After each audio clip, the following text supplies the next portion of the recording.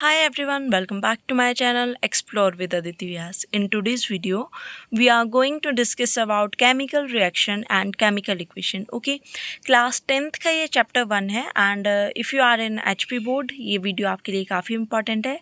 But अगर आप CBSE board में हैं then फिर भी ये बेसिक्स हैं जो सबके लिए important है क्योंकि केमिस्ट्री की बेसिक्स चीज़ें काफ़ी important रहती हैं. ठीक है, so let's start with the chemical reaction. The process of interaction of chemical to form new substance. ठीक है, एक ऐसा प्रोसेस जिसमें केमिकल क्या करते हैं, इंटरेक्ट करते हैं और उनकी इंटरेक्शन से क्या होता है, एक नया सब्सटेंस बनता है. ठीक है, तो उस प्रोसेस को ही हम बोलते हैं केमिकल रिएक्शन. एग्जाम्पल के थ्रू समझेंगे. Hydrogen react with oxygen to give water. ठीक है, कि हमारे पास हाइड्रोजन होगा और जब वो रिएक्ट करेगा ऑक्सीजन के साथ तो वो क्या फॉर्म करेगा, वाटर. तो क्या हुआ, इंट्रैक्शन हुई दो केमिकल्स की. दो केमिकल कौन से, एक हाइड्रोजन एक ऑक्सीजन. ठीक है, दो केमिकल ने इंटरेक्ट किया to give product. Product is water. ठीक है, तो जो हम पानी पीते हैं that is the result of interaction of two chemicals. ठीक है, so this is chemical reaction. Now chemical equation. This two are different but the meaning is similar. Okay, means chemical reaction में हमने क्या बताया कि केमिकल्स जो है interact करके प्रोडक्ट बना रहे हैं या नया सब्सटेंस बना रहे हैं. ठीक है, एग्जांपल दे दिया hydrogen react with oxygen to give water. But chemical equation में क्या होता है, उसी रिएक्शन को हम रिप्रेजेंट करते हैं मैथमेटिकल वे में. क्योंकि जब हम इस लाइन को लिखेंगे just like hydrogen react with water to give hydrogen react with oxygen to give water, तो ये काफ़ी इंफॉर्मेटिव नहीं होती है और कॉम्प्लिकेटेड भी लगती है. ठीक है, कि आपको थोड़ा फोकस करना पड़ता है.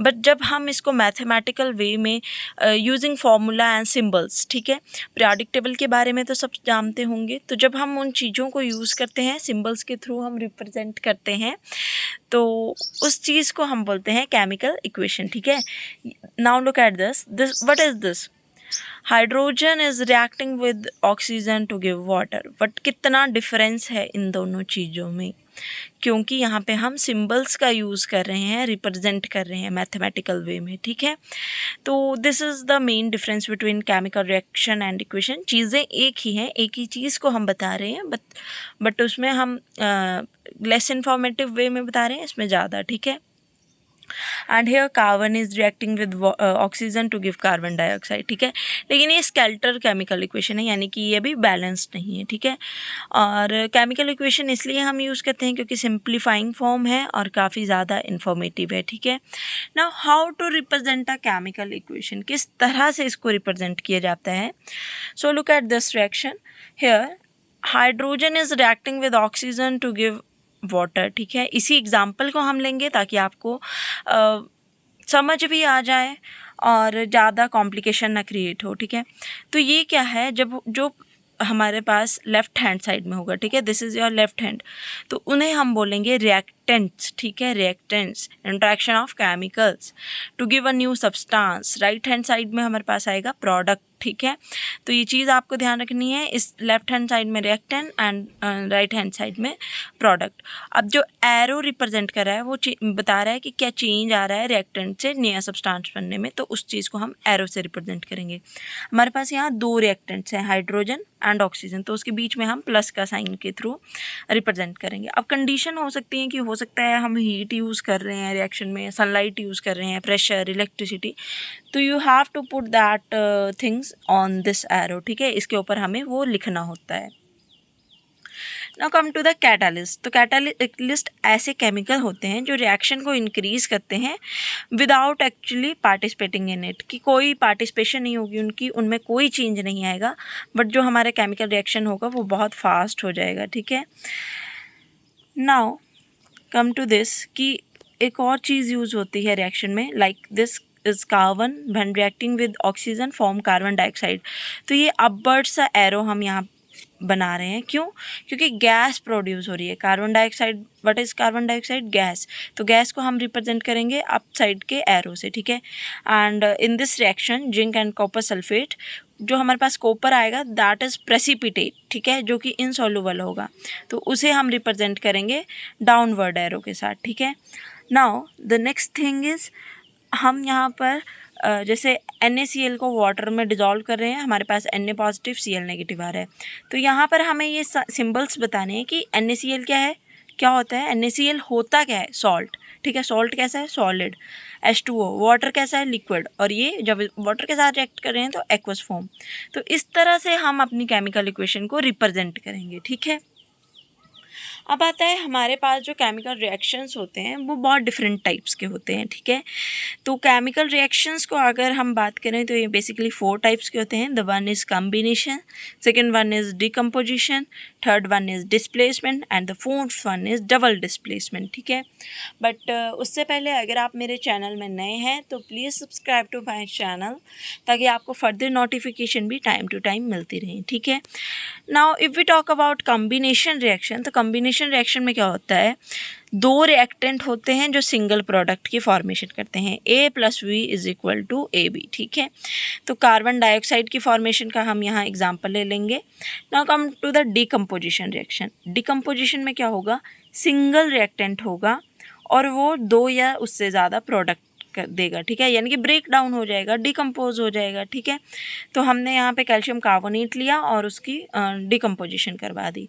Now displacement. Displacement means displace हो जाएगा, क्या मतलब, जो मोर रिएक्टिव होगा ना एलिमेंट, वो लेस रिएक्टिव एलिमेंट को डिस्प्लेस कर देगा। जिंक को जब हम कॉपर सल्फेट में डालेंगे, जिंक कॉपर से ज़्यादा रिएक्टिव है, तो वो क्या करेगा, जिंक सल्फेट की फॉर्मेशन करेगा। और इसको हम रिप्रेजेंट कैसे करेंगे, AB + C = CB + A, ठीक है। नाउ डबल डिस्प्लेसमेंट मतलब म्यूचुअली एक्सचेंज होगा। जो मोर रिएक्टिव होगा वो लेस रिएक्टिव के साथ हो जाएगा, इंटरचेंज हो जाएगा, और वो लेस रिएक्टिव फिर से इंटरचेंज हो जाएगा। उस तरह का ये रिएक्शन रहेगा। लाइक हमारे पास NaOH जब HCl के साथ रिएक्ट करेगा तो वो वाटर और NaCl की फॉर्मेशन करेगा, ठीक है। Now come to the next, some special type of reaction, ठीक है।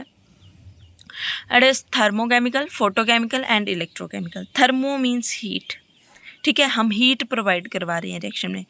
Photo means light, light provide करवा रहे हैं, लाइक सनलाइट वगैरह। इसमें आपका फोटोसिंथेसिस का रिएक्शन भी आ सकता है। Now come to the electrochemical, यानी कि इलेक्ट्रिसिटी का यूज़, ठीक है। तो अगर हम थर्मो की बात करें तो इसमें क्या होता है, कैल्शियम कार्बोनेट को जब हम थर्मली यानी कि हीट देंगे, ठीक है, तो हमारे पास फॉर्मेशन हो जाएगी। नाउ फोटोकेमिकल में क्या होगा कि जब हम सनलाइट प्रोवाइड करवाएंगे तो हमारे पास क्या है, AgCl है, Ag + Cl आ जाएगा, ठीक है। इसको फोटोलिसिस रिएक्शन भी बोलते हैं। लिसिस मीन्स ब्रेक डाउन, ठीक है, या lysis. Now electrolysis means H2O को जब इलेक्ट्रिसिटी प्रोवाइड करवाएंगे तो वो हाइड्रोजन और ऑक्सीजन में ब्रेक डाउन हो जाएगा, ठीक है। Now endothermic and exothermic reaction. Endothermic reaction क्या होते हैं, जो हमारे पास हीट यूज़ करते हैं। जैसे कैल्शियम कार्बोनेट है तो वो हीट को यूज़ कर रहा है सराउंडिंग के थ्रू, ठीक है। और जैसे हमारे पास CaO को जब हम H2O के साथ रिएक्ट करवाएंगे तो हीट एनर्जी प्रोड्यूस होगी, यानी कि हमें हीट प्रोवाइड कर रहा है। तो हम जो रेस्पिरेशन का प्रोसेस है उसमें भी क्या होता है, एक्सोथर्मिक प्रोसेस रहता है, हीट एनर्जी प्रोवाइड होती है, ठीक है, सराउंड में। Now come to the redox reaction. When reduction and oxidation take place together then it is known as redox reaction, ठीक है। Reduction simply means removal oxygen, oxygen को रिमूव करेंगे, reduce करेंगे। रिड्यूस क्या होता है, घटाना, ठीक है। और एडिशन करेंगे हाइड्रोजन की। And oxidation similarly means addition of oxygen, यानी कि ऑक्सीजन को ऐड करेंगे। इस रिएक्शन में देखिए लेड ऑक्साइड है यहाँ पर हमारे पास प्लस कार्बन, तो इससे ऑक्सीजन निकल रहा है। ऑक्सीजन निकल रहा है मतलब रिड्यूस हो रहा है, घट रहा है, ये इसमें ऐड हो रहा है मतलब ऑक्सीडाइज हो रहा है, ऑक्सीजन आ रहा है, ठीक है। तो ये प्रोडक्ट बन जाएगा। Now reducing agent and oxidising agent, ठीक है। जो केमिकल हमारे पास ऑक्सीडाइज करेगा किसी अदर को, ठीक है, तो हम उसको क्या बोलेंगे, अदर केमिकल, उसको वो क्या बोलेंगे, ऑक्सीडाइजिंग एजेंट। वो लेकिन वो खुद क्या करेगा, रिड्यूस हो जाएगा। इसी एग्जाम्पल को देख लीजिए, यहाँ पे क्या हो रहा है, जो हमारे पास PbO है वो कार्बन को ऑक्सीडाइज कर रहा है, ध्यान से समझिएगा, ऑक्सीडाइज कर रहा है, बट खुद क्या हुआ, रिड्यूस हो गया यहाँ पे, ठीक है। तो इसको हम बोलेंगे ऑक्सीडाइजिंग एजेंट। और रिड्यूसिंग एजेंट कौन होता है, जो केमिकल खुद को दूसरे को रिड्यूस कर रहा है। अब कार्बन ने यहाँ क्या किया, PbO को रिड्यूस कर दिया और खुद को ऑक्सीडाइज कर लिया, ठीक है। And now come to the precipitation reaction, जहाँ पे हमारे पास प्रेसिपिटेशन की फॉर्मेशन होती है। प्रेसिपिटेशन क्या होते हैं? जो इनसॉल्युबल सॉलिड पार्टिकल होते हैं, ठीक है। ना हमने केमिकल रिएक्शन एंड इक्वेशन के बारे में तो पढ़ लिया, लेकिन बैलेंस करना उसको बहुत इंपॉर्टेंट होता है। हमने प्रीवियस क्लासेस में पढ़ा है लॉ ऑफ मास कंजर्वेशन के बारे में, कि मास को ना हम क्रिएट कर सकते हैं ना ही डिस्ट्रॉय कर सकते हैं, ठीक है। तो हम यहाँ सीखेंगे कि किस तरह से हम रिएक्शन को हम बैलेंस करेंगे। तो यहाँ हमने एग्जाम्पल लिया है zinc plus H2SO4 gives ZnSO4 plus H2।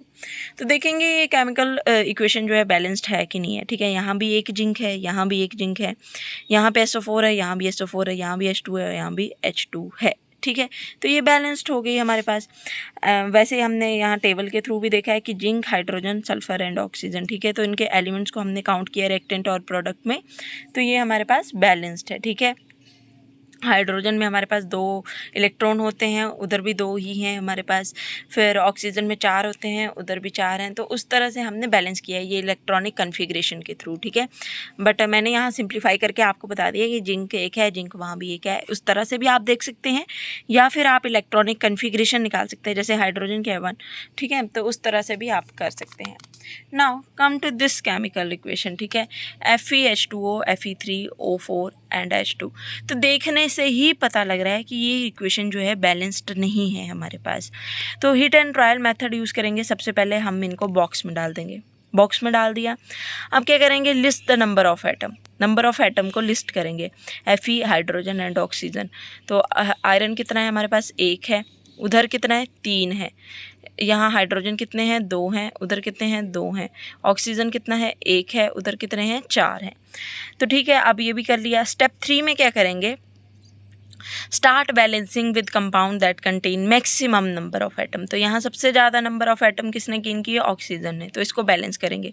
तो मीन्स इसको बैलेंस करने के लिए हमारे पास रिएक्टेंट साइड में 4 ऑक्सीजन होने चाहिए, ठीक है। तो यहाँ पे हमने रिएक्टेंट में 4 लगा के ऑक्सीजन को बैलेंस कर दिया। अब हम बैलेंस करेंगे नेक्स्ट इसको। तो हमने क्या किया? इसको बैलेंस कर दिया, ठीक है, एटम्स को दूसरी साइड भी। अब स्टेप 5 में हमने आयरन को बैलेंस कर दिया, ठीक है। तो आयरन, ऑक्सीजन, हाइड्रोजन, हर चीज़ को यहाँ पे बैलेंस कर दिया गया है, ठीक है। तो अब इसको बैलेंस कर हाइड्रोजन को क्यों बैलेंस करना पड़ा? क्योंकि जब हमने 4 ऑक्सीजन यहाँ बताए तो हमारे पास हाइड्रोजन 8 हो गए, ठीक है।